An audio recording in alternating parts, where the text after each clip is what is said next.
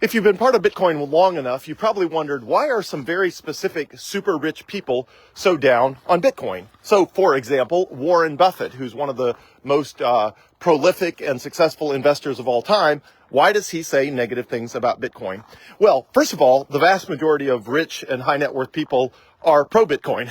So the number of people who are down on Bitcoin in the uber wealthy class is a minority.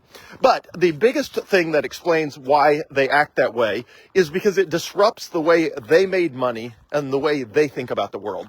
So people get very attached to the world working a certain way and being a certain way. So if you live in a town and you have all the horse stables and all the stable boys, and you are known as sort of the king of horses, and along comes the automobile, your natural reflex is to say, this is never going to work. Like, this whole automobile thing is a fad. It's not a real thing, blah, blah, blah. Because if it is a real thing, then you built your entire livelihood on horses and stables and buggies and buggy whips. That is your world. And now somebody comes along with an automobile, and it's totally not compatible with the world you built, the world you understand, or the world that you make money from. So the same thing happens with people like Warren Buffett. He's made hundreds of billions of dollars, or maybe tens of billions, but I think he's above 100 billion right now, just investing in the stock market, picking winners and losers, and being really good at it. And then along comes digital currencies, specifically Bitcoin, and he doesn't understand it. It doesn't make sense to him. It doesn't fit in the box of the way he thinks about the world. And it's very disruptive to the world he built. So in the world he built, everyone has to invest in stocks and bonds, and they have to play this risky game of investments. And there's nowhere to store money where it's safe, where it's not going to be inflated away, and you're not subject to the risks of a CEO or a bad decision or a failed audit. That hasn't existed before. So along comes Bitcoin, and it totally just disrupts how Warren Buffett thinks about the world. And he doesn't like it. He's 91 years old, and he wants it to go away. In his perfect world, Bitcoin would not exist. He would be the big dog at every big investment conference, and there would be nobody asking him annoying questions about this disruptive new technology that he does not understand, and he does not want to understand, and he certainly does not want to get on board with, because it is counter to the system that he helped build. So that is very frequently the case. When you find high net worth people that are anti-Bitcoin, it is because it goes against their personal interests. So for example, Peter Schiff, one of the biggest anti-Bitcoin people in the world, is Peter Schiff. Now, he is not a very high net worth person, but he is relatively well known. But he built his entire career on calling the 2008 financial crisis and telling everyone to buy gold instead. Well, gold has performed very poorly compared to Bitcoin over the last decade. And all of his clients he's been, faithfully getting them to buy Bitcoin for 16 years now. And all of his clients are having abysmal performance compared to even the stock market. And so he does not like Bitcoin. I mean, first of all, he totally missed out on Bitcoin. He's been anti-Bitcoin since it was like $10, some ridiculously low level. And he's been telling people that Bitcoin's not going to work out since he could have gotten very rich on it. And he's upset he missed out. He's upset that he got all of his clients to buy gold instead of Bitcoin. And he's just probably going to go to the grave that way. Like, the pain of admitting he was wrong is so high that it's unlikely he will ever admit that he was wrong in his lifetime. Same with Warren Buffett. He's 91. He will almost certainly go to his grave believing that Bitcoin is a bad idea, and simultaneously not wanting to spend any time understanding it or how it fits into the world. Because it's just easier for him to live out, let's say he lives to 100. It's just easier for Warren Buffett to pretend Bitcoin doesn't exist for 9 more years until it doesn't exist for him anymore because he's not here anymore. And Charlie Munger, his business partner who passed away recently, that is what happened to him. He was anti-Bitcoin, all the way past to the day he died, just period. He just didn't want to understand it, didn't want to think about it, didn't want it to disrupt the way he had been making money his whole life. And so, he died believing Bitcoin was a bad idea, and Bitcoin's still here. So after Charlie Munger died, Bitcoin just kept going up, and he's gone, and Bitcoin's still here.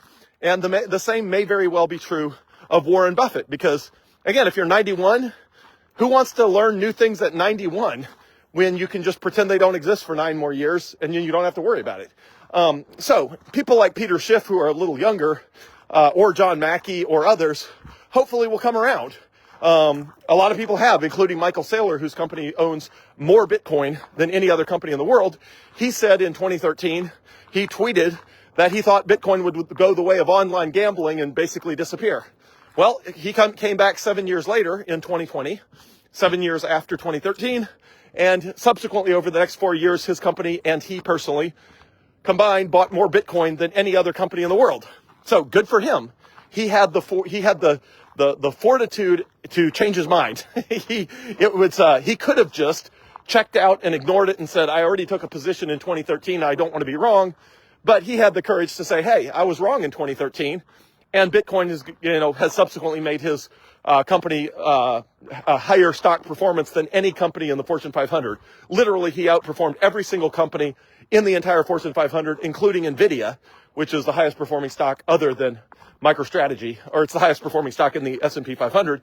And MicroStrategy outperformed even that just by buying Bitcoin.